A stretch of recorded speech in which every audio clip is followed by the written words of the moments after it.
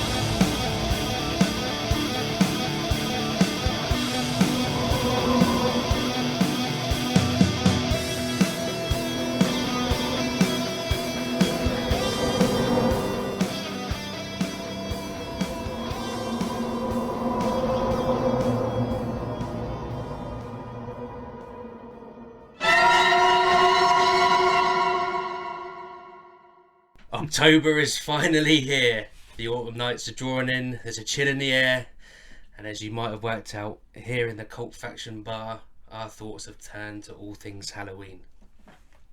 I'm Damien, and as ever, I am joined by... Brett Summers. And Paul Hawkins.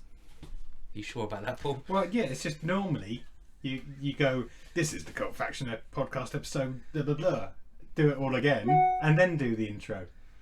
Oh, yeah. We're a slick, polished machine now. Yeah. Yeah, I know, but I'm just saying, he normally has a go at us if we don't do that. And also, did you notice that he didn't have the nod and smile before he started speaking either?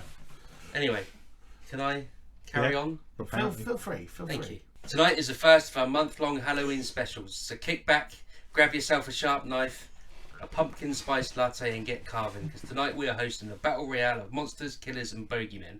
We are going to crown the ultimate horror villain. Forget Jason versus Freddy or Alien versus Predator. Tonight we could see Jigsaw versus Fats, or Pennywise face off against Pinhead, and much, much more. But fear not. Before tonight's main event, we still have our usual mix of news, ramblings and musings. So, let's get to it. Brett, I'll go to you first. What's been going down in Somerstown? Somerstown this week has been mainly occupied by the new Netflix soon-to-be sensation, if it's not already, Squid Game. We talked about it briefly the other week. Paul introduced it to the Cult Faction table, and I've now burned through all 9 episodes. And yeah, definitely worth a watch. Not if you're a bit squeamish, because sometimes it is a little bit brutal, but it's Korean television and suspense and a wee bit of weird Korean sort of twisted psychological horror that they're really good at its finest. So highly recommended. Yeah, it's kind of dividing the internet, isn't it? It's a Marmite program. Some people love it, some people just don't get it. It just depends how sick you are, really. If you're listening to this, you're going to love it. And don't forget to check out the reviews. Oh yes, check out the reviews of Cult Faction. Currently topping the trending charts on Cult Faction are the excellently written reviews by Paul. More to come, hopefully. And but my one little quip with it, if I'm allowed a quip, and it's kind of I don't think I'm going to spoil anything, but there's something in one of the later episodes that if you're kind of paying attention, you're going to work out everything that happens next. Because I sort of saw it and I thought, they've done that now, so that means that, and I was right. And I don't like being right sometimes. I like to be surprised, but yeah, still worth a watch though. That's just if you're a really picky bastard like I am. But yeah, a bit of that, and also I rewatched The Fifth Element that was on telly, and I caught a bit of that, and actually I think I enjoyed it more now, because at the time I thought it was a bit overblown and yeah, I've only seen it once, and that was at the cinema. So yeah, it was however long ago that was. Just quite fun, and you know, it doesn't take itself too seriously. Maybe I took it too seriously the first time round, I don't know. But yeah, no, it was worth a watch, and yeah, brought back no memories at all, because I didn't remember that much about it, but it was good.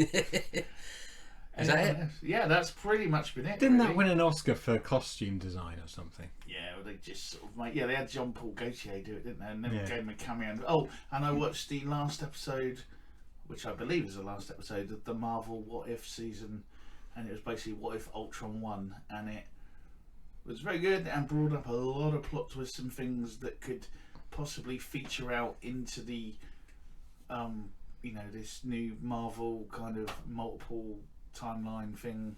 Or is the internet describing this one not what if, but what the? Yeah, almost. Yeah, it was quite. It was actually. Well, to be honest, it would have been a good film if they'd have done it, but they've done it as a cartoon now, so it probably means it would never be in a film. But again, worth a watch. It's been a hit and miss series for me, but that was a really, really good one. And yeah, that's pretty much it for me this week. Getting the 9 episodes of Squid Game in was the challenge this week before it got ruined for me by the kids in the playground at school. Okay. Well, that's nice and quick. Mr. Hawkins. Squid Games we talked about. C episode, who cares? It's got that bad, is it? Yeah. I think they've kind of just given up and just plot building until maybe a final battle at the end of it. It's gone all Walking Dead. Well, yeah. Let's meet up with the enemy to have a parlay and talk about whether we're going to go to battle war or not. They are. So that was a wasted episode. Just done. Yeah, moving on. Just because you mentioned Fifth Element, I'm going to mention Roadhouse. I watched that this week. Great film. Classic film. And brought back a lot of great memories. Too much to talk about tonight. As you rightly said, it probably deserves its own special podcast just devoted to itself. Watched a couple of films as well. So the first one was Infinite, which is on Prime Video. Well, I've seen that. I've seen the thing of it. Yes, this is Mark Wahlberg, Chiwetel Ejiofor, Sophie Cookson, and lots of other bit part actors as well. Well, not bit part actors. I mean, they're good actors, I guess, but not famous people. But they all make an appearance. So this is basically about 500 people that can, in essence, remember their past lives and all the skills that they may have acquired. So they go throughout time, basically, living on and on and on. Gets to a point where one of them breaks away because he's sick of living and constantly, remembering. He wants to, basically, the only way to get out of the loop, as it were, is to kill off the whole planet. So he devises a device that kills all life on Earth, so no one can be reincarnated. In the 80s, so they branch off into two factions, basically good v bad. In the 80s, I think it was, one of the good guys manages to steal the device, hides it, cuts through to modern day times because he obviously dies. Modern day times, Mark Wahlberg turns up, so you kind of know it's going to be him. He basically can't remember anything, so it's then falls into the almost like the realms of Wanted. So you've got the Angelina Jolie recruiting him sort of thing. Yeah, and basically trying to get his memories back and his skills back. It also turns out that he has special abilities that no one else does. Of course he does. Yeah. So again, the rest of the film is basically the bad guys hunting him down while he's trying to remember who he is, his skills, and find out where the doomsday device is. I like to think he's spending half the movie looking for the funky punch. Yeah, yeah. So it's not great. It's. I mean, when you watch it, there's a lot of similarities between that and the styling of Wanted. Obviously, similar vibe to Highlander with the Immortals and all that kind of good stuff. And they also try and be a bit James Bondy with the cars. I mean, they literally drive an Aston Martin against like Ferraris and stuff like that and have the same gadgets. It's really not good unless you just want to shut your mind off for a couple of hours. I'm not going to ruin it. This is a spoiler, but you'll probably forget about it. But one thing that really annoyed me for the final sequence of battles, Mark Wahlberg basically chases the guy on a plane. They have to fly really low from some base to Glasgow, which is where they're going to set off the doomsday device. Of all places, I guess, that's one place. You're going to do it somewhere, do it in Glasgow. Yeah, Glasgow. But he gets his bike and manages to land on the aeroplane because they're flying so low. The next thing, they're having a big battle. They fall out of the airplane and they're like 20,000 foot up, even though the airplane's losing an engine and is crashing. So how did that happen? Doesn't that really wound me went up? over a cliff, so then the Earth dropped below them rather than the. No. Okay. No. But yeah, avoid at all costs unless, as I said, you want to switch your brain off for a couple of hours. And it's a shame because looks like they spent some money on this, but no. So moving on, I also watched Free Guy with one of our favourite actors. I like to think Ryan Reynolds. You love him. Give me some gin. So Ryan Reynolds, Jodie Comer, and Taika Waititi. We've all seen the trailer, so I think we kind of know what it's about. Ryan Reynolds plays an NPC, an unplayable character in a video game. He becomes self-aware after seeing Jodie Comer and realizes that lots of weird stuff's going on, but no one else realizes because he gets a pair of sunglasses too, so he's able to see all these things and get power-ups and all that kind of good stuff. The owner of the video game is basically trying to release a new video game, which is going to end that world. So this is all about Jodie Comer trying to save the day, save her video game because she created it and he stole his content. I've made it sound really boring, but it's not. It's a really good film. I know people are giving it a lot of parallels. To be fair, once you mentioned sunglasses, I started thinking of They Live and started just going through that film and shut off. So you've not ruined or enhanced anything for me. No, people have made a lot of parallels between this and Ready Player One, and yes, it's set in a fictional game world, but so is Tron, and it's nothing like Tron, and it's actually nothing like Ready Player One, apart from but a lot of people have just forgotten about Tron because they're not old like us. Well, there's Tron Legacy as well. Yeah, but again, that's a good film. I like that. I don't know how, but I just really like that. It was a soundtrack that did it for you. But no, I'd say give Free Guy a watch. It's really good. It's got some deep moments. You kind of feel for the guy because he falls for Jodie Comer and vice versa, even though they know it can't happen. Some interesting bits in there as well. So yeah, if you've got the Disney Plus subscription, give it a go, or go to the cinema if it's out at the cinema. Is it free in inverted commas on Disney Plus, or is it? No, if you've got Disney home Plus, it's free, premiere so you don't have to spend any money. Right. That's me. Really? You told me to keep things short and sweet. Have you not watched any but more? even so, I'm impressed. I was going to say, have you watched any more of Foundation?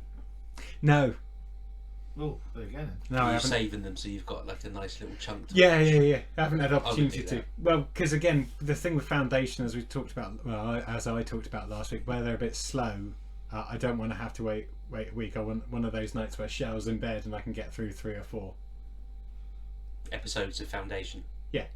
Just clarifying that. Yeah. Like I did Ted Lasso 2 weeks ago when I watched 2 series in a week. Cool. And that probably also says something that I haven't been desperate to go back for episode 3 of Foundation. Yeah.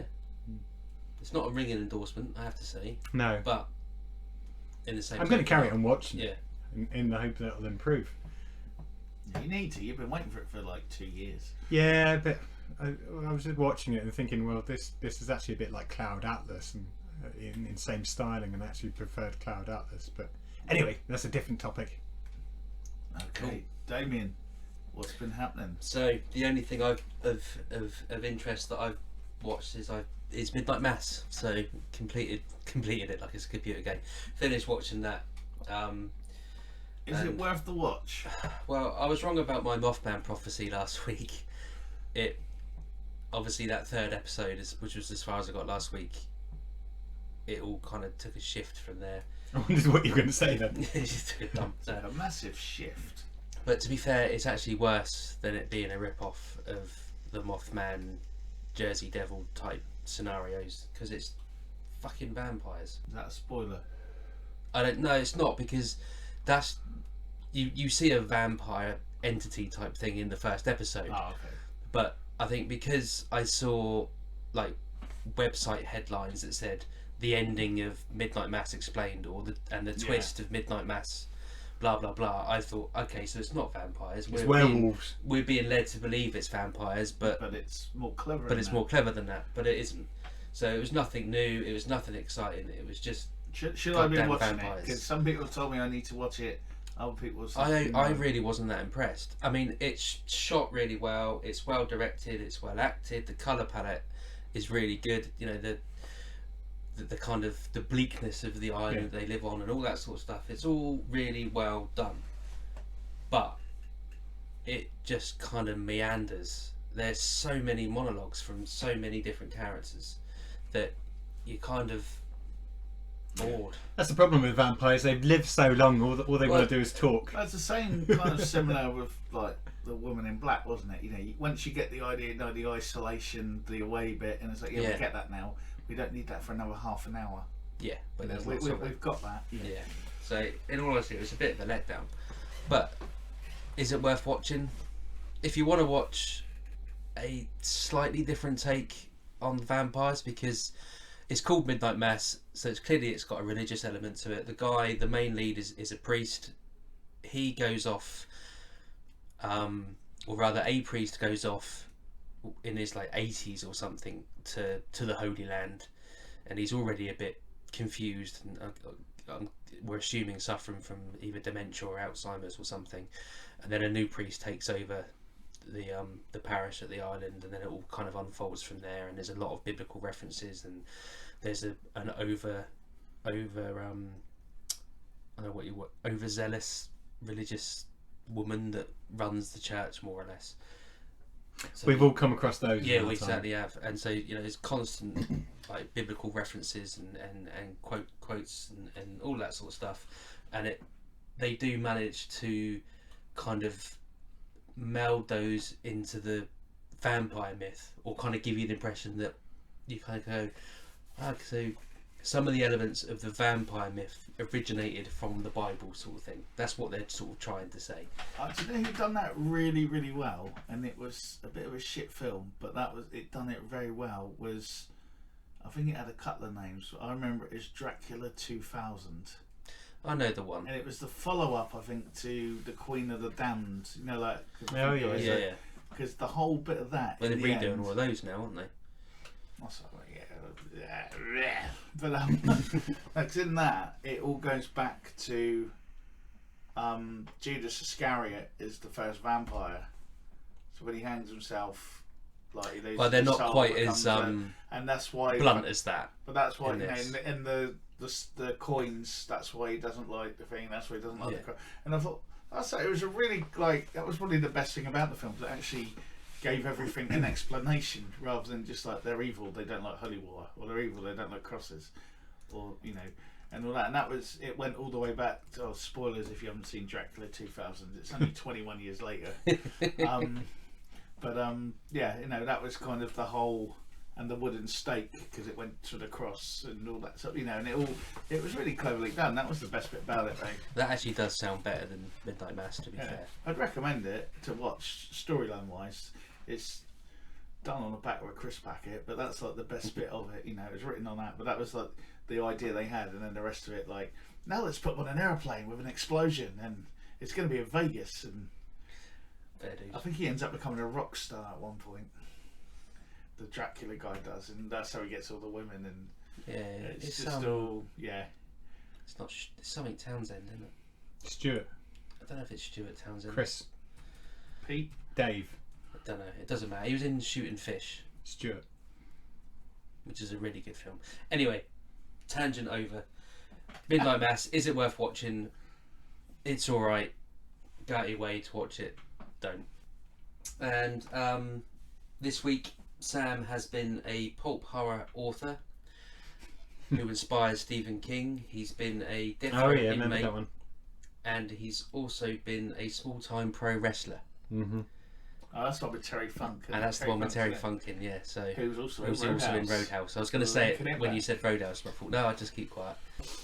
And that's it. That's been my week in TV. So you haven't gone back to that Icelandic thing then? No, because I wanted to get Midnight Mass out of the way. No, purely because of the damn headlines about a twist. I thought, this is, It's gonna be a twist. That's right. It's But just because I haven't started watching it seriously because I was waiting to see if it's any good. But now I know to avoid midnight mass, so Yeah, so either way, I've done you a favour. thank you. Yeah, that's all right. News desk. The news. News items. News items. Okay, that will be time for the news then. So tonight we lead with the sad news that Takao Saito, creator of the longest running manga series, dies at the age of 84. Yeah, Takao Saito's best known work was Golga 13, the tale of a professional hitman, which was first published in 1968 and later adapted into games, films, anime, all sorts of stuff. He was born in Western Japan in 1936 and had his first manga cartoon published in 1955 whilst he was working as a barber. The success of another of his works, the 1960s Typhoon Goro, led him to move from Osaka to Tokyo, where he launched his own production company. But as I said, his most famous work is Golga 13, where, well, also known as Duke Togo, who is an assassin who travels around the world carrying out different hit jobs. And so Saito sadly died on the 29th of September of pancreatic cancer. His publishers, Shogakukan, confirmed the sad news. We've talked about this a lot over the last couple of months, and it seems we're pretty much right about everything. Of course we are. Yeah, it's no surprise there, is it? So HBO MAX Europe is to launch in 6 countries this October, with more to follow in 2022. Yeah, that's right. If you're living in Sweden, Denmark, Norway, Finland, Spain and Andorra, you will be one of the first 6 European countries to get the Warner Media VOD service when it launches on October the 26th. Next year, you will see them expand into 14 additional European markets. That includes Poland, territories of Central and Eastern Europe, such as the Czech Republic, Hungary and Poland. Other major European markets like the UK, Germany, Italy and France have kind of lucked out a little bit, and maybe a few years off, because HBO already has a licensing agreement with Comcast-owned European pay TV giant Sky, and that doesn't expire till 2025. So for the rest of us, we're still stuck with Sky Atlantic at the moment. Yeah, that's exactly what I was going to say. We said this last week, didn't we, that pretty much most HBO stuff is Sky Atlantic, at least in the UK. I don't know if it's the same for Germany, Italy, France, etc. But I guess it gives them time. By the time we get it in 2025, they might actually have it working properly, and all the shows on there, and it won't be plagued with glitches and errors. Although all the shows that they've launched with that haven't done well in Denmark, Norway, Finland, Spain or Andorra will be cancelled, and we won't get to see the end of them. Yeah. As long as it's got The Sopranos and Oz on there. But you have The Sopranos on Blu-ray, or yeah, you know, for other people, you start spreading the gospel, isn't it? New people go, what's this? I've not seen this before. fair enough. It hasn't been on for 20 years. A lot of people think it's a new show now the film's come out. And they're thinking, God, they captured the atmosphere really well, haven't they? Look at the costume and look at all the cars in the background. Where'd they get all those from? I love the way they're nicking DVD players. It's so retro. Okay, anything else to add to that, Paul? No. No. Apart from that we were right. Yeah, exactly. We were right. And when you're right, you're right. And we're always right. Exactly. To oldly go where no man has gone before. All words to that effect. William Shatner's going into space, everyone. Yep, the whole world has been shouting this one out. So I guess we should do the same. Captain Kirk is finally ready to go into the space at the ripe old age of 90. And I imagine that will be a new book deal for Shatner, where he talks about his time in space. He could bring a record out. Yeah, a new record. He might re-release Rocket Man. He is going to milk this to pieces, isn't he? Really? And he should do. You know, he's 90 years old. He deserves a bit of fame. You know, he's he's gone through all of his life without it. You know. It's got to be. Joe, one thing did make me laugh. I saw a quote that he said that a few years back Richard Branson approached him to go in his version of this space race nonsense, and he was all up for it until he realised that Richard Branson expected him to pay for it. It's like, no. You want me to go up there? You pay for it. He was like, you do realise I'm a captain? Yeah. So he's basically saying that there's Richard Branson rich, and then there's Jeff Bezos rich. Yeah. But is this like, because James Doohan, who played Scotty, got his ashes shot into space, didn't he, when he died? Well, I don't think they're going to do it at the same time. Yeah. I don't think he's going up there for a lethal cremation. injection at No, launch. but is this, reading about Shatner, is this one of those things that's just bugged him the whole time, that Scotty got into space before he did? And it's like, I will do it. Are you ready to go back now, William? Into the sun. I feel as we're going down, I should sing a song. No, Bill. I bet he wears his Star Trek uniform when he goes up under his spacesuit. I doubt if he could fit I into was it saying, I'm anymore. not sure he could barely fit in it when it was being filmed, let He alone. can borrow his TJ Hooker girdle. Do you reckon he's got special seats that he has to sit in as well, just to make sure that they're all protected? Special cushion. Anything else to add to that, or should we move on? Because I couldn't give a shit really, but I just want to see how much he milks this now. That's going to be the true news story. Space is nothing. He can go out and come back, but the whole chat show tour after it, where the 1 hour he spent in space just occupies 10 hours of TV time. Cool. Right, we're going to move on. So I've got some Okay. big news for fans of overhyped space nonsense. Talking of space, Disney Plus announces a December premiere for Star Wars series The Book of Boba Fett. Finally, the Book of Boba Fett, the thrilling Star Wars adventure, finds the legendary bounty hunter Boba Fett and mercenary Fennec Shand navigating the galaxy's underworld when they return to the sands of Tatooine to stake their claim to a territory once ruled by Jabba the Hutt and his crime syndicate. We're nearly there. It's the Wednesday the 29th of December. It's going to be on Disney Plus worldwide. Set your timers now. It's coming. And I, for one, am very excited about this. Paul? I think it was only a matter of time after Mandalorian's great success that they had to go back to what's deemed the original in every kid's eyes, which was Boba Fett. Yeah, it's just interesting because when you actually see Boba Fett's screen time in Star Wars, he doesn't do a great job. So maybe this is going to give him the reprise he finally needs after all these years. That sort of after the credits teaser at the end of the Mandalorian season 2 was just that excited a lot of people in the Star Wars universe in a way that the new trilogy hadn't. So it'll be interesting to see how it plays and links through as it goes along.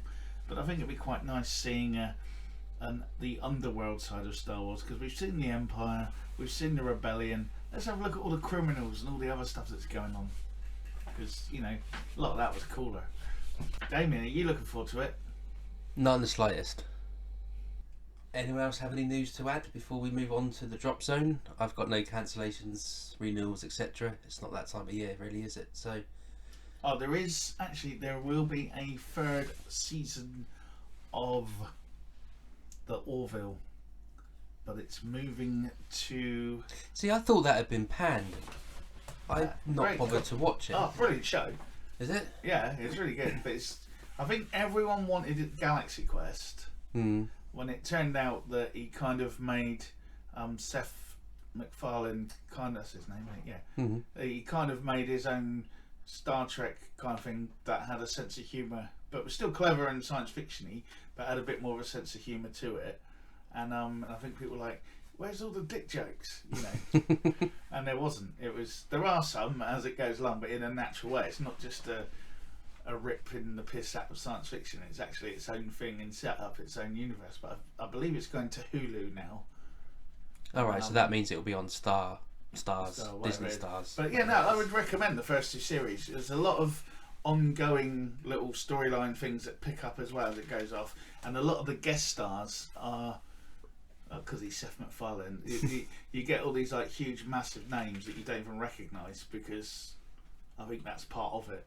Like for instance, Rob Lowe plays a major character near the beginning, and took me a little while to realise it was Rob Lowe because he's under all the gear. Fair enough. No, it is worth a watch, and I'm glad I might it's coming reevaluate back. my decision not to watch it then. But it pays off. You got to invest and you get the payoffs. Cool. Because there are certain things even for a show like that, you think it's a bit throwaway, laughy, ha ha ha. Then later on, it does actually mean something. So Good advice for life, kids. Drop zone. Drop zone. First up in the drop zone, we have got Hypnotic. Hypnotic.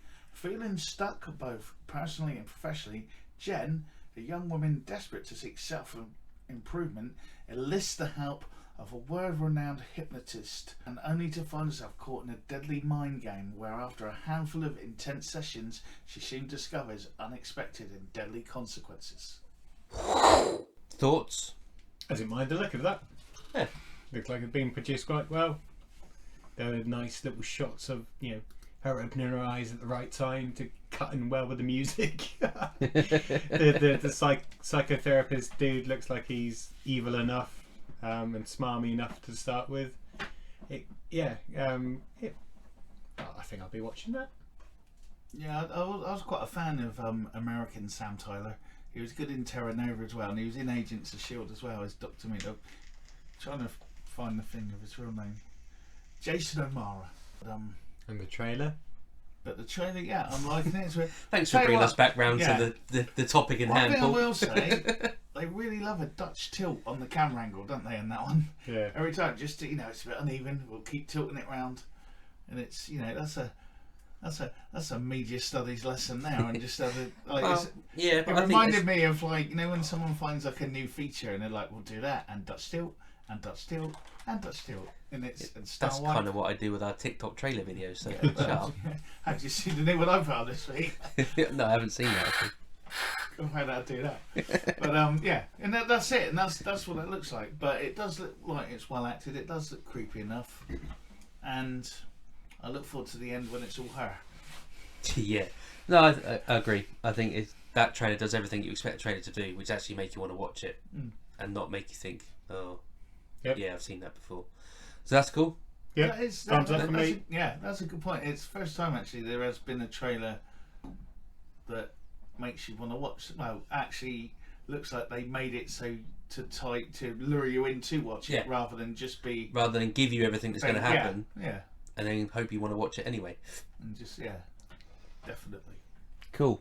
So that's going to be on Netflix. That's Netflix this October. Yep. Next up, we've got House of the Dragon. Based on George R.R. Martin's book Fire and Blood, the upcoming series takes place 300 years before the events of Game of Thrones and tells the story of the legendary House Targaryen.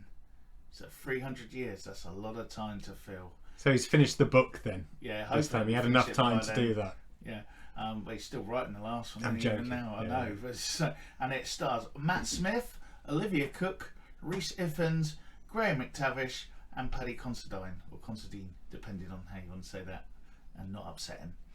So good cast, good writer, but does it all come together?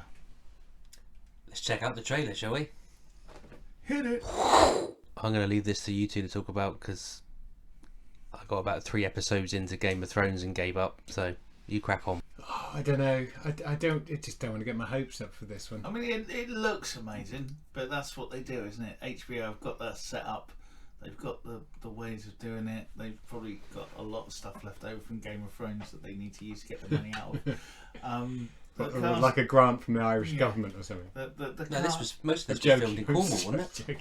A lot of it was cast, filmed in Cornwall. The cast are an amazing cast. It's got everything it needs to be a massive show. It's got the cult following, but my big question really is, does anyone actually give a shit about the House of Targaryen 300 years before Game of Thrones? They need to make us care, because all the characters I refer you to Boba Fett. Yeah, but people prior to any of the Star Wars nonsense. Yeah, but people like Boba Fett. People like yeah, no, but I'm just saying, but people like Boba Fett, and Boba Fett's in the TV series. These are all people we don't know. Oh, I see where you're going. Yeah. People, if it had like a spin-off and it was so and so from Game of Thrones doing something, you could say, oh yeah, we'll follow them or whatever. But this is like, will people, it's like Battlestar Galactica was a huge success around the world. But then when they done the the prequel show, which has gone out my head now. But anyway, it done about 8 episodes and then got cancelled. But Battlestar Galactica was like racking in numbers and everything. They're like, yeah, we'll do the prequel, and then it didn't happen. I mean, people know the folklore then, from Game of Thrones. It looked a bit almost Lord of the Ring-ish, because they've all got blonde hair. It looks like a load of elves at the start. So, but it's a good cast. I like to think that Matt Smith would read the script before signing up to anything like this. But also from Game of Thrones, we know that Matt Smith may only be in the first episode before he gets killed off. Yeah. I'm going to watch it because I will, and I know that's going to happen. All things going okay. Yeah. Then I as I said, I'm just going to try and curtail any excitement until I actually watch that first episode. And hopefully by now the special effects for the dragons should be a bit better as well. Cool, I can come back now. Back in the room. Next up, we've got Peacemaker. Yeah, we got a sneak peek. A sneaky peeky. Yeah, HBO Max is set to explore the origins of the Peacemaker character in a straight-to-series order of 8 episodes. The Master of Weapons, last seen in the Suicide Squad film, will be now in his own series with John Cena himself reprising the role. And the series comes from the acclaimed writer-director James Gunn, who is writing all 8 episodes, and it also features a few more faces from the film. So if you got to the end of the Suicide Squad film and you saw that bit after the credits, I think this is what happens next. So there we have it, the trailer for Peacemaker. I'm in. I think it's going to be the first of many trailers, isn't it? Yeah, it's a sneak peek scene. Yeah, Yeah. So Peacemaker. Well, it was always going to be a bit more relevant than the normal sort of superhero TV series, and I'm guessing this is the HBO. You mean irreverent? DC. Irrelevant? Yeah. Irrelevant is it's not relevant. Yeah, you're right. You mean irreverent? Irreverent. Yeah. Sorry. No, you're right. And when I'm right, I'm right, and you're always right. Yeah, so it's going to be sailing quite close to the window feel in a way that The Boys does, and this may be their kind of answer to The Boys a little bit.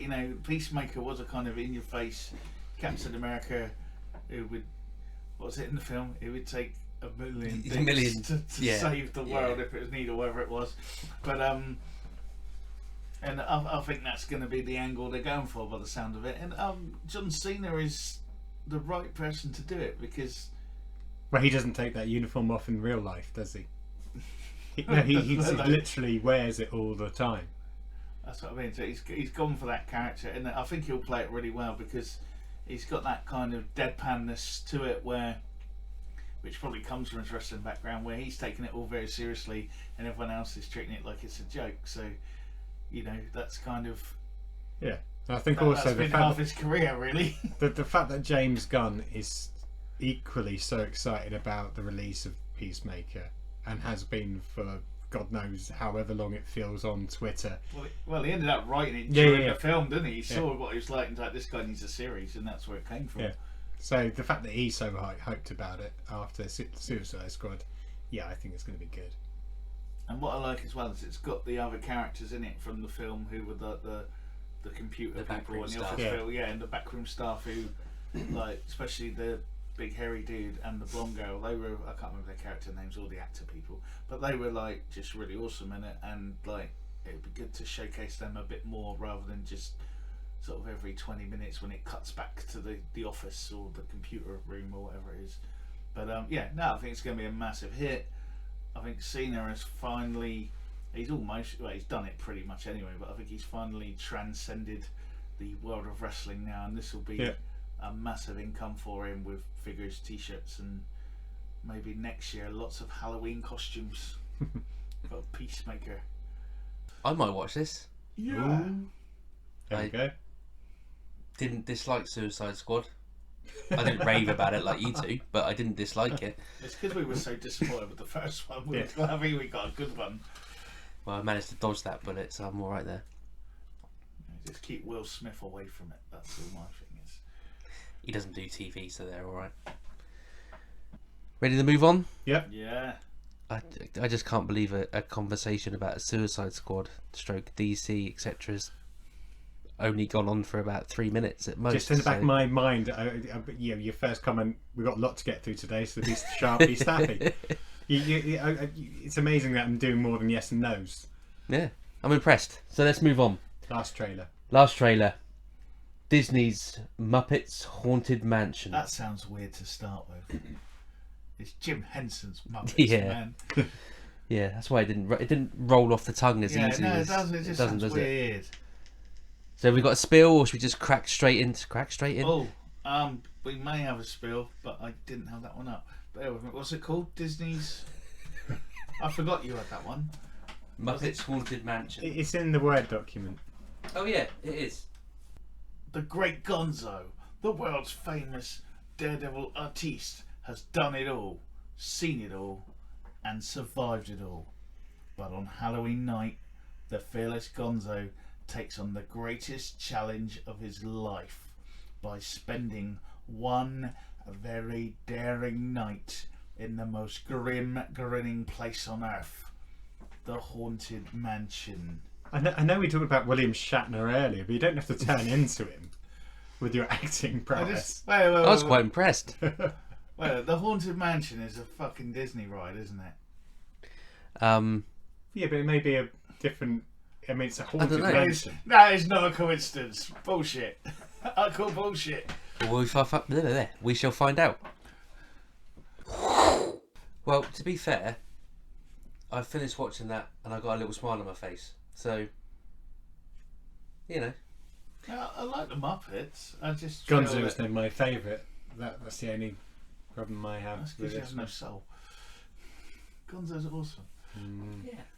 And the What shrimp. have you got against Gonzo? I just never liked him. I'd rather he was with Rizzo the Rat than. Rizzo That's had a true. cameo though. Did you see the paint? I know, but go throwback to the whole Muppets Christmas Carol. Yeah. But Didn't get any thing. singing. There was no singing in the trailer. That's not necessarily a bad thing. Well, but I like the Christmas Carol because I had singing. in it. Yeah, Jesus for the but there's one Beaches, too yeah. many songs in Christmas Carol. That slow one where they're walking in the snow and. But it's there's some good people in it. They've got Yvette Nicole Brown from Community. I saw her in there. That was definitely Danny Trejo, wasn't it? I can say I think I definitely spotted him in the picture. Yeah. John Stamos, Will Arnett, who I do like, but is in danger of being on everything now. Well, it's one for Halloween with the kids. Popcorn.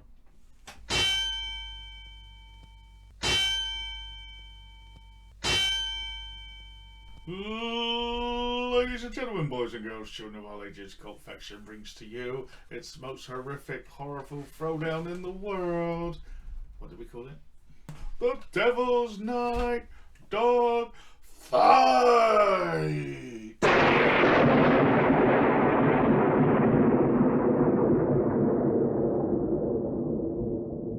That's right. It's time for the Devil's Night Dogfight. So we're kind of making this up as we go along. We have a list of 24 supervillains. No, that sounds like No, it's superheroes. not super No. villain. Not supervillains. Oh, Jesus. I can't believe you're the one I that know. said that. No, Ted. Yeah, we have 24 of horror's most horrific, homicidal heartthrobs. I mean, to be fair, we have had to whittle them down. And obviously, for listeners, we know there's millions and millions and millions, but we've tried to pick some of the biggest and bests. Yeah. Some of your favourites, if we haven't mentioned them, maybe in next year for Devil's Night Dogfight 2, the second one. Respawn. So stay tuned to next year. You make them up. But this year, though, have we got some names for you?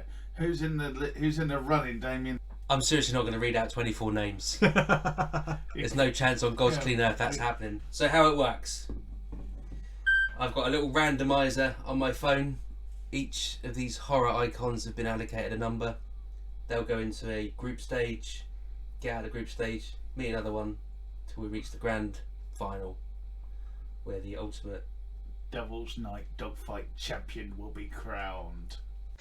Okay, So- now it's time for the draw for the Devil's Night Dogfight. And first of all, we're going to draw the first 4 villains for Group 1. So, okay, what's the first number for Group 1, Damien? I'm firing up the randomizer.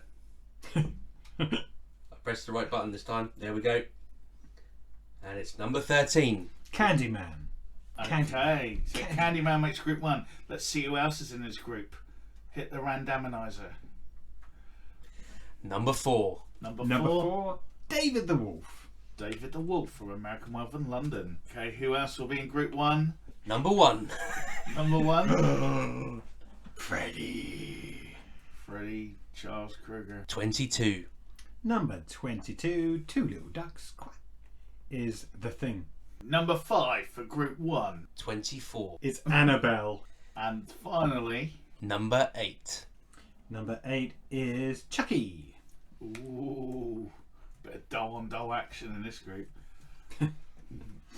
Okay, we move across now to Group 2. First number for Group 2. Number 19. No, 19 is Henry Pinkerton. The shocker. Next up for Group 2. Randomizer. Number 9. Number 9 is Damien with an E. The E is Oh. very important. I know, that's what I said. Next for Group 2. Number 18. Number 18 is Samara. Okay, next up for Group 2. Number 10. Number 10 is The Weeping Angels. Ooh. Next for Group 2. Number 6. Number 6, Mike Myers. Known for his work in Wayne's World and Austin Powers. And the final number for Group 2. Number 15. Pazazu. That concludes the second drawing for Group 2. Okay, now we move on to Group number 3. Could we have the first number, please? Firing up the randomator. Number 2. Jason. Number 2, Jason Voorhees. Was once having a lovely summer before he was caused to be drowned by a bunch of sexed up teenagers. Number 16. Dr. Haida. I don't know why I did that accent. Dr. Heiter was a very experimental scientist who tried to work out the powers that humanity could gain by sewing each other's mouths to their anuses and making centipedes out of people. Some might say a pioneer. Next up for Group 3, please. Number 14. No one can hear this. It's a xenomorph. Xenomorph, a popular alien from outer space that has acid for blood and has little things that face hug you, implant their eggs, and they burst out through your chest, usually at an inappropriate moment, like at meal times. I'll just crack on with the And randomator, shall I? sorry, yeah. And next up, Number 5. Johnny 5 is alive. It's Jigsaw. Jigsaw, the popular old man who managed to kill lots of people by getting them to do it to themselves. He's the cerebral assassin, the mental man, the man with the plan. Jigsaw. Number 20. Ooh, the entity from It Follows. The entity from It Follows gained fame for being the first entity to be on film since the previous one in the film, The Entity. And finally, for Group number 3, please. Number 21. Dr. William Weir. Dr. William Weir, the man who ended up on a spaceship and went crazy ass bonkers.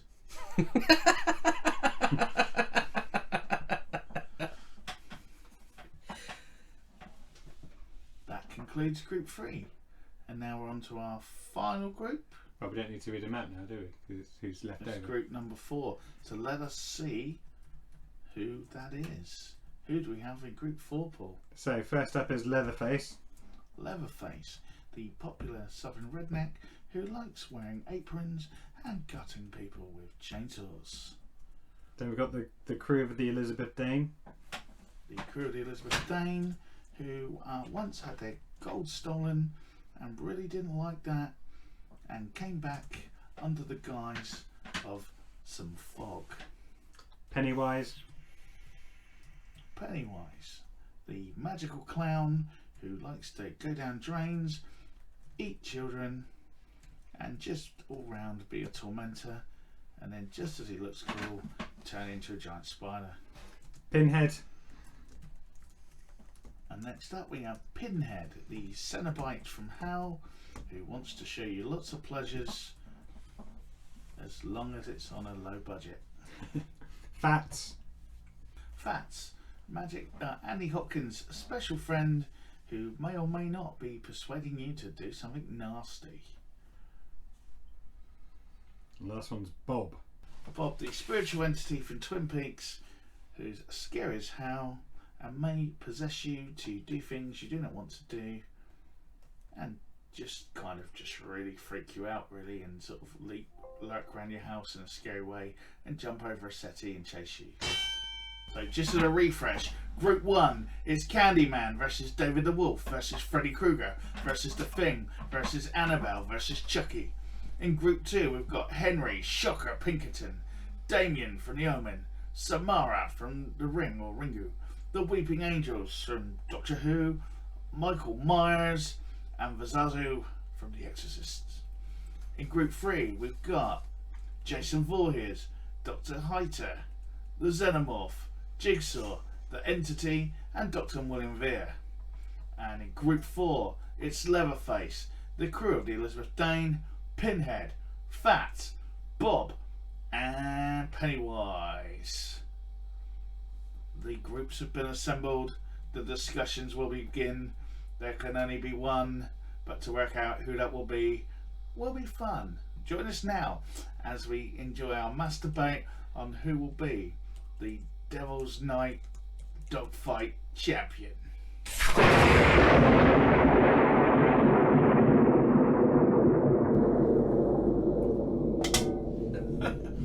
Okay, so Group 1, we have Candyman, David the Wolf, Freddy Krueger, The Thing, Annabelle, and Chucky. Yeah, I think this is that group that you don't want to be in. This is the group of death, quite literally. Group of death. That's. I mean,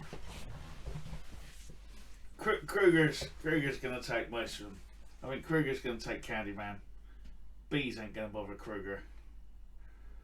Yeah, I can imagine him doing a lot of nightmares with bees. Yeah, he'd probably be more upset with the honey than he would be the bees. David the Wolf versus Krueger could be an interesting concept of Battle of the Claws.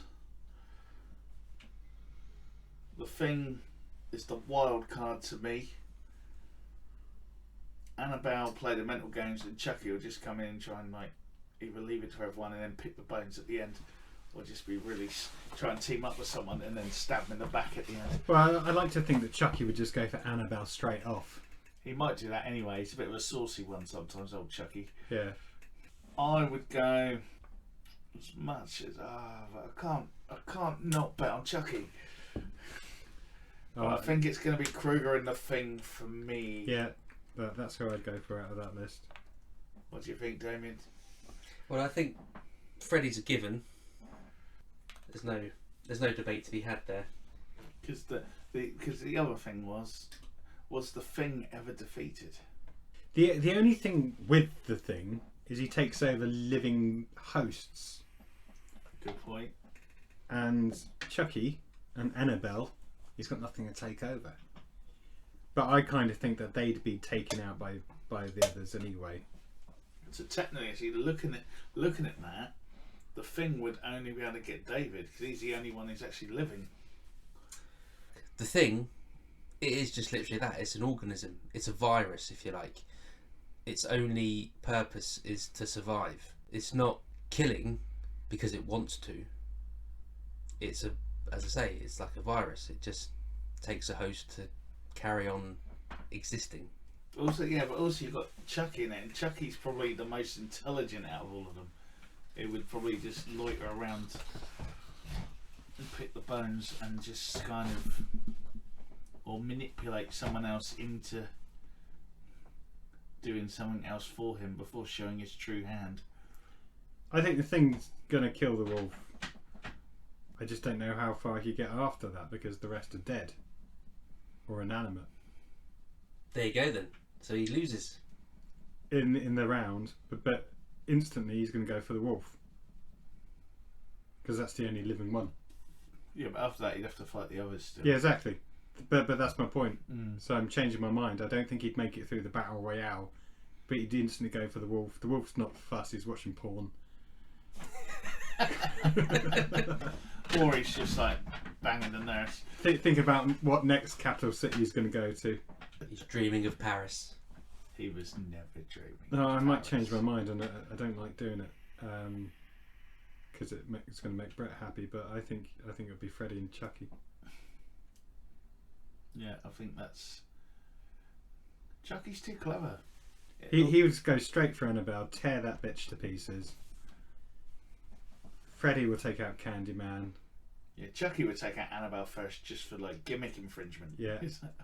I'm the scary toy. Then I think Chucky would gang up with Freddie and take out the thing. Yeah. Yeah. Yeah. And then just laugh at Candyman. Yeah. That sounds great.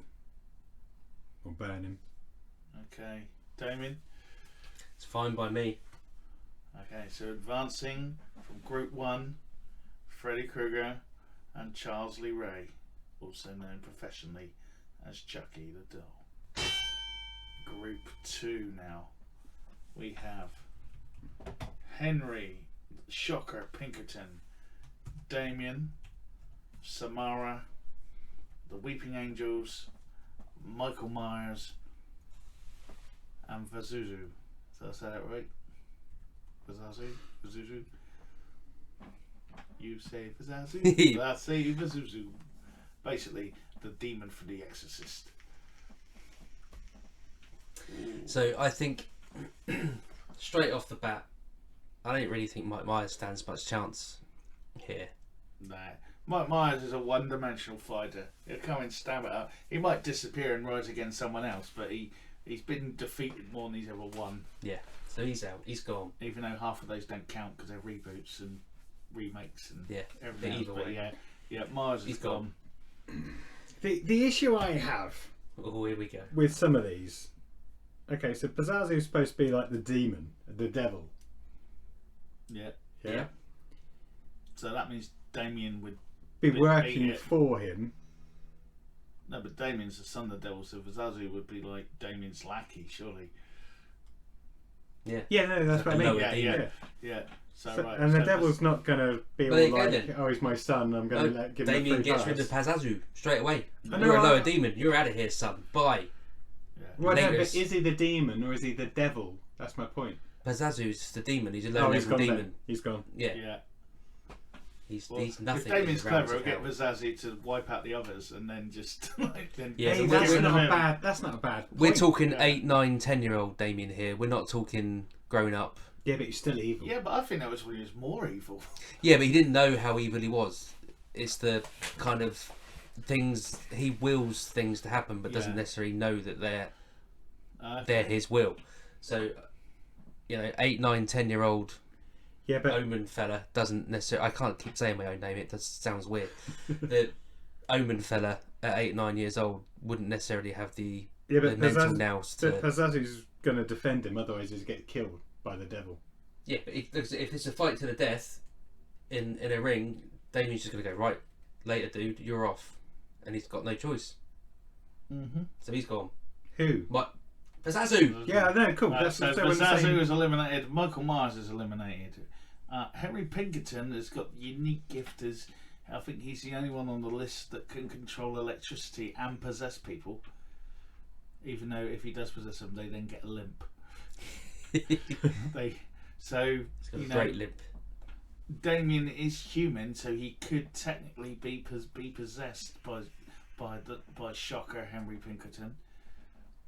Samara's an evil spirit, so she wouldn't. And the Weeping Angels, that wouldn't work. But what much use is Samara, really? Crawls around and scares the shit out of people. Yeah, that's about it. Yeah. They're not going to be scared of So, him. and to be good fair, fight. if this is a fight to the death, one-time opportunity, Yeah, well, she kills people a couple of days later after they've watched it. So Yeah. she's out. and also a lot of her stuff is based on fear, and if there is no fear, Yeah. Then so Samara's gone. She's gone. She's out of the ring. She's gone back down the well. So She's we've done got- a full-on bushwhackers. So Come in now one end, out the other.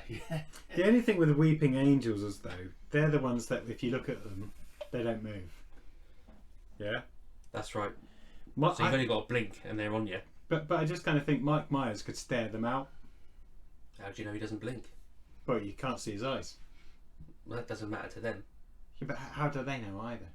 Because they're the Weeping They can Angels. sense it. Right. Yeah. And they can be a picture as well, can't they, or something? It works in later on. It went, well, no, if Did they it? were I on can't video, remember. no, if they were on a videotape and you were still looking at them, and it was live, but you were watching it on a video camera somewhere else, they can still move because they know you're looking or something. That Ooh, came out that's later on. clever. That made it even more creepy. Yeah. It's like, it's okay. We've got Damien, Pinkerton, and the Weeping Angels left now. So is it the Shocker, the Omen, or the Angels? One has to go. How are the Weeping Angels defeated? They get dislodged through time, don't they? Mm. You have to like send them somewhere in time. Yeah, they're not actually So- killed. They're not killed. They just then fight that come back through time again at a certain point. A bit like every Doctor Who film, to be fair. McCoy would have got them. Definitely. I kind of want Damien and Pinkerton to go through. Yeah, to be honest, I don't think in a fight the Weeping Angels. Especially if Damien just casts them to hell or something. There you go. Then that's what You get happens. that, yeah. It's like, Cool. cool. So screw you guys. Off your trot. So we've got Henry, Shocker, Pinkerton, and Damien progressing through Group 2 into the next round, where they will join Freddy and Chucky. Okay. Group Leads us 4. on to Group 3. Oh, this is a tricky group. It's a very varied bunch. We have Jason Voorhees, Dr. Hayter, the Xenomorph, Jigsaw, the Entity, and Dr. William Vere. Well, the Doctor's out, surely. Yeah, He's a surgeon, that's about it. I think both. Unless he's doc- pretty I nifty think, with his scalpel. I think both doctors haven't got much of a chance here. Well, Dr. William Ware was an evil demon. He was possessed by the Yeah. shit's evil demon entity thing. So That could have been a really good film. It could have been. It wasn't, No. but basically just runs around naked killing people. So So you just want to get rid of him on I think that he's basis. just gone. I think both Doctors are out.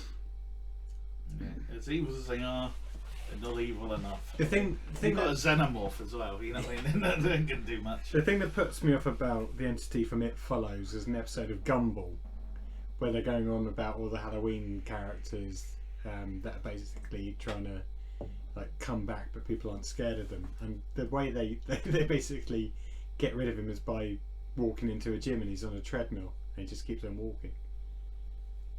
And he can't beat him.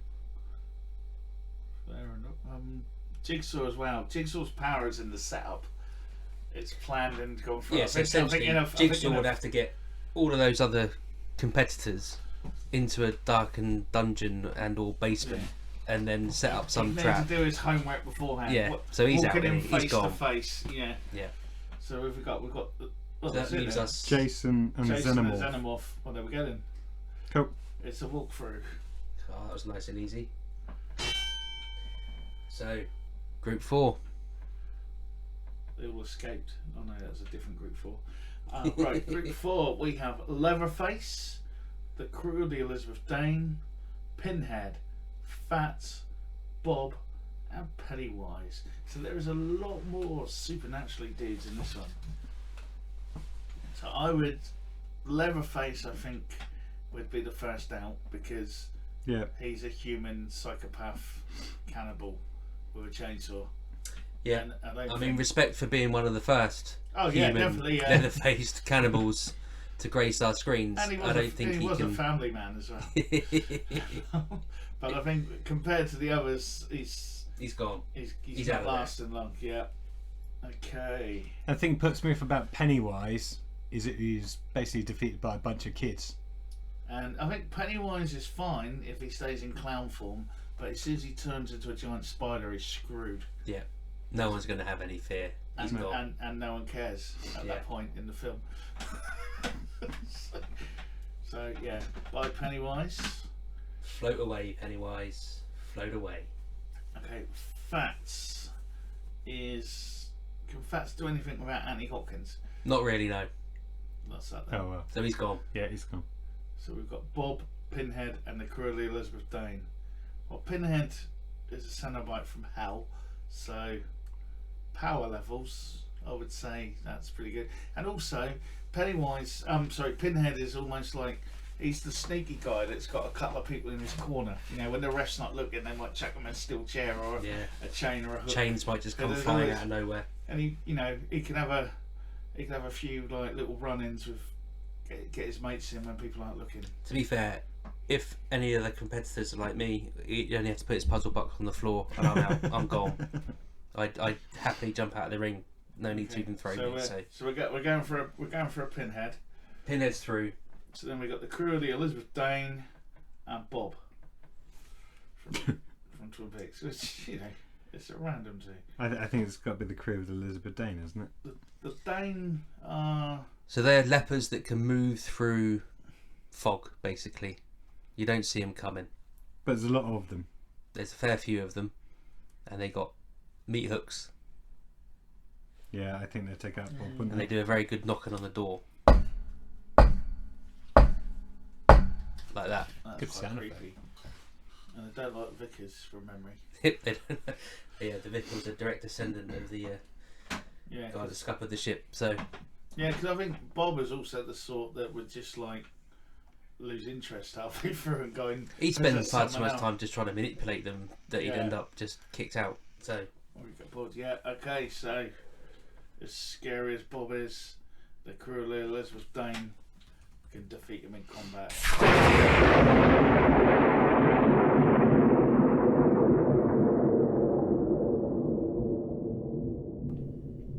Okay, ladies and gentlemen, it is now quarterfinals time, where the winners of each group. So in Group 1, that was Freddy and Chucky. In Group 2, Henry Pinkerton and Damien. In Group 3, Jason Voorhees and the Xenomorph. And in Group 4, the crew of Elizabeth Dane and Pinhead have now moved through to the quarterfinal rounds, where the winner of Group 1 will play the runner-up of Group 2 and vice versa, and the same goes for 3 and 4. So what that means now is we have Freddy Krueger versus Damien from The Omen. We have Chucky versus Henry Shocker Pinkerton. We have Jason Voorhees versus the crew of the Elizabeth Dane, and we have the Xenomorph versus Pinhead. Let's see who's going through now. Okay, everyone, Freddy versus Damien. I'd just like to think Freddie would just cut him up, wouldn't he? Well, he's a small child. Freddy is a Free spirit. It's his it's his raising Detra. Yeah, it's playing to Freddy's advantage. It's played right into his hands, quite literally. Yeah, He's a So, small child, easily persuaded. Freddy gets his ice cream van out. It's all To be over. fair, unless there's any stained glass windows, church spires knocking about, He's gone, and Damien's gone. he's just gonna. He's out of there. Yeah, because Freddy wouldn't. The Rottweiler wouldn't borrow Freddy. He's just not gonna mess around, is he? No. Straight in Okay. for the kill. See you in hell, Freddy gun. Okay, Chucky versus Henry Shocker Pinkerton. So you've got a man who is executed by electricity and now has that power to possess, versus someone else, a voodoo man who possessed a toy doll. That's a lot of possession and voodoo and electricity to think about. So this is the thing. So he's already got a limp, isn't he? Yeah. So he's not in the best of shape. He's got a weakness. He's got a weakness He's there. got a weakness. All Chucky needs to do is get his hands on a little scalpel, and if you all think back to Pet Sematary, what the little kid does in that to the guy's ankle. Yeah, kill his heel. Literally. Exactly. So he's gone. Yeah. That's it. It's over. But Slice of one scalpel, limp in the other leg. He's down. He's out. Yeah. I agree with you. I think Chucky win, but he has got all that electricity as well, so he could fry the dough a bit. Yeah. But Yeah, Chucky's but been how many burnt times before. has Chucky been burnt, chucked on the scrap heap, all manner of things. He's come back kicking and fighting. Although Grunt has taken a few years sometimes. Yeah, this is true. Hey, the series is out soon. We'll see even more. Okay, then. So Freddy defeats Damien. Chucky defeats Henry Shocker Pinkerton. Jason Voorhees versus the crew of the Elizabeth Dane. Jason. To be fair, he does prove very good at one versus many, especially if they're in the forest having sex. Yeah, I find it hard to disagree. They had the advantage when there's lots of them and they were moving through the fog, but Jason. But Jason's It's relentless. brilliant at large numbers in dodgy environments like Yeah. fog. So There's a lot of mist in Camp Crystal, Yep. yeah, so that's not going to phase him at all, is it? It's his killing ground, and isn't he's not intimidated by the water either. He can just walk out into it. So again, plays into his hands a little bit, that one. Okay, I think this is the sleeper match of the tournament now. The Xenomorph versus Pinhead. I'd watch this on pay-per-view. Because let's be honest, if the acid starts bleeding onto Pinhead, He's going to he's enjoy gonna it. love that. Yeah. He likes the pain. He likes the suffering. That's what he's all about. Could he trick the Xenomorph into opening the box and sending him somewhere? Could he? Well, I don't think the Xenomorph's going to be too fussed about the box, is he? Let's face it. So what's he going to do? I mean, again, we've got the added thing of Pinhead has a few mates around sometimes. Could you imagine a Xenomorph Cenobite? Could he make a Xenomorph Cenobite? That would be impressive. I just think, as I said, he's got all the chains. It would just rip the Xenomorph to bits. And And then bathe in the acid. with blood, yeah. Yeah, Have a little roll around, slap Yeah. a bit on With, his with a nuts, G&T. yeah, treat it like a bit of brew, yeah. just And then- slap it around his And then face. remember that for the next time he meets some poor lost soul. As a nice way of torture. There you go. Then he's through. So Pinhead goes through. The Xenomorph, despite a strong effort, goes out on points in the quarterfinal. Okay, so now the draw for the semi-finals. We have Frederick Charles Krueger, the bastard son of 1,000 maniacs, versus Charles Lee Chucky Ray, and we have Jason Voorhees versus Pinhead. So I think it's only fair that they are drawn out of the hat by the randomizer. Bear with me. Oh, okay. So in the semi-finals now, we have Frederick Charles Krueger, the bastard son of 1,000 maniacs, Charles Lee Chucky Ray, and Jason Voorhees and Pinhead. Two will fall. Two will proceed to the final. Let's see what happens in the semi-final draw. Access the randominator. First up, we have Semi-final number draw. 3, Number 3, Jason. Jason Voorhees. Known to like camping and dislike teenagers who have sex and kill his mum. Okay, next up in the draw, Jason will face. Number 4, Pinhead. Ooh. Which leaves Freddy Krueger, Frederick Charles Krueger, the bastard son of 1,000 maniacs, to face Charles Lee Chucky Ray. Jason versus Pinhead. I open this up to the table. Damien, what do you think? Well, I'm just struggling to see how Pinhead can get any sort of advantage here. Yes, he's got chains and things that he can call upon, but in the first instance, he's got to try and somehow distract Jason from his one mission, which is To kill. How are you going to do that? And Jason's not your average Joe, is he? He's No, he's Jason. exactly.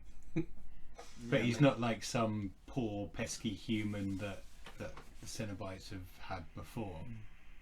No, Pinhead's only going to win if he can get hold of Jason's mum's jumper and wear it and distract him. I thought you were going to say if you pin him to the ground.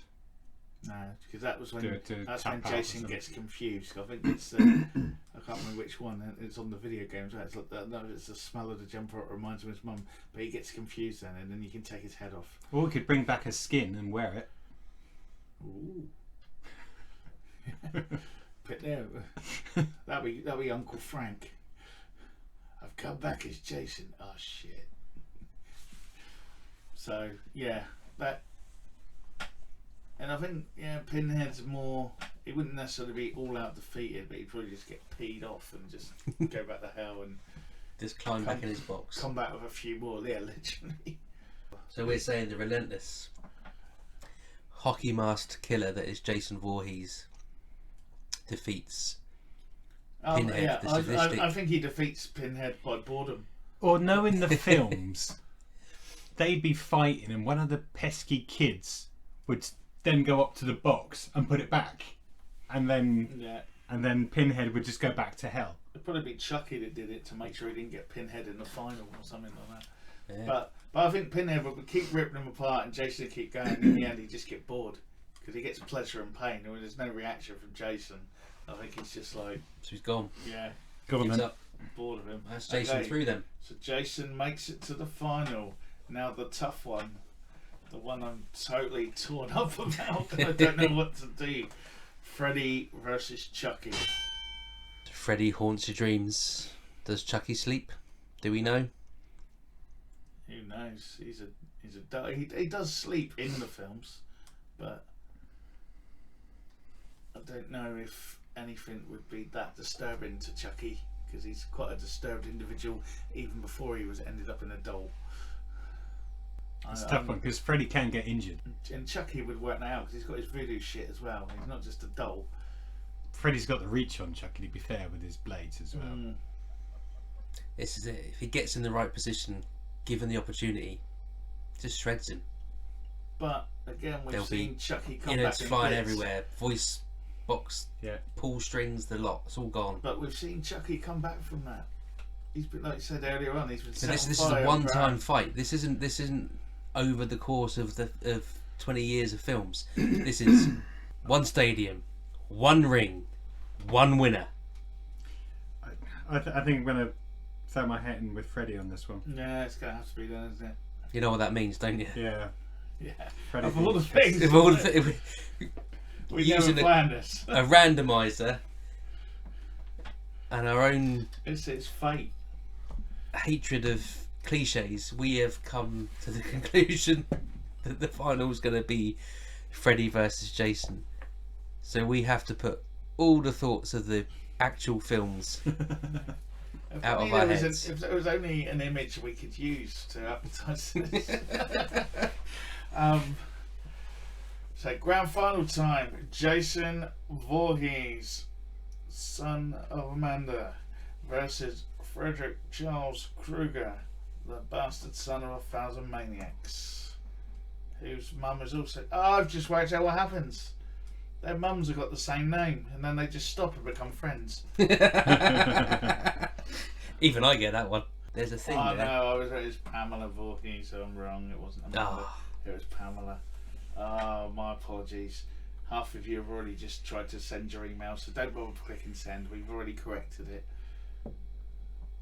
That's a It's shame. late here, and we've been debating this for hours. So, but that would have been the best ending.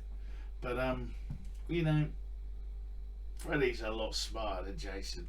He could win by just chaining him back underwater again or something. Fair enough. That suits me. I would say. I don't think. I mean, in a fist fight, it will just be a slobber knocker, as they say. What? A slobber knocker. You know. Sounds fun. But I think intelligence-wise, you know, Jason's your brute force man, isn't he? He's not there for his cunning plans. He just likes to take a machete and drive it through your head. He doesn't think about what he's doing next. Which, you know, and let's be Freddy's honest, much more cerebral than that. Yeah, and Freddy could probably give Jason some messed up nightmares, especially as the man saw his mum get murdered and stuff like that, and her head chopped off. So Freddy's got a lot to play with mentally. Yeah. So, gentlemen, there we have it.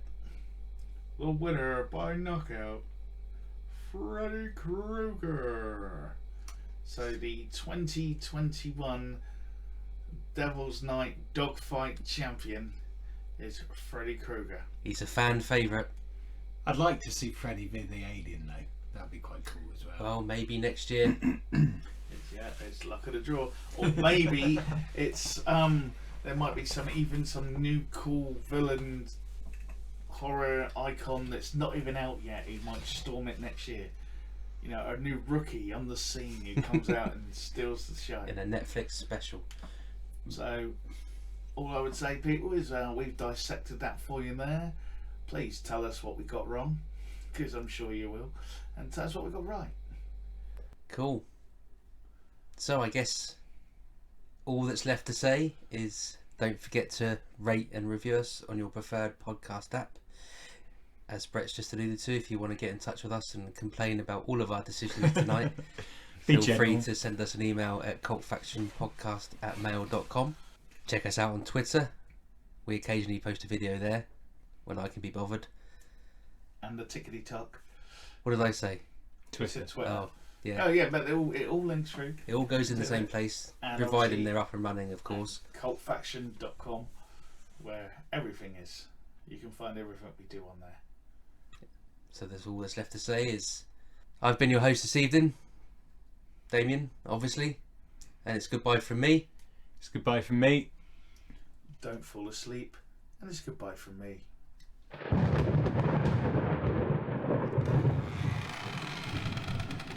1, 2, Freddy's coming for you. Sneaky peeky. Wieners for wieners is a wieners is a wiener. Dead hookers. Do you remember Manscaped? Hello, mania. It's fine, I'm not doing that ridiculous fucking voice. Just keep talking, just keep talking. I am talking, you are walking. You got the power. You know. Are we still talking now? Or are you gonna have a cat? Tonight is our first fuck off. Don't overthink it. Right, Fucking hell. No, I'm not having that.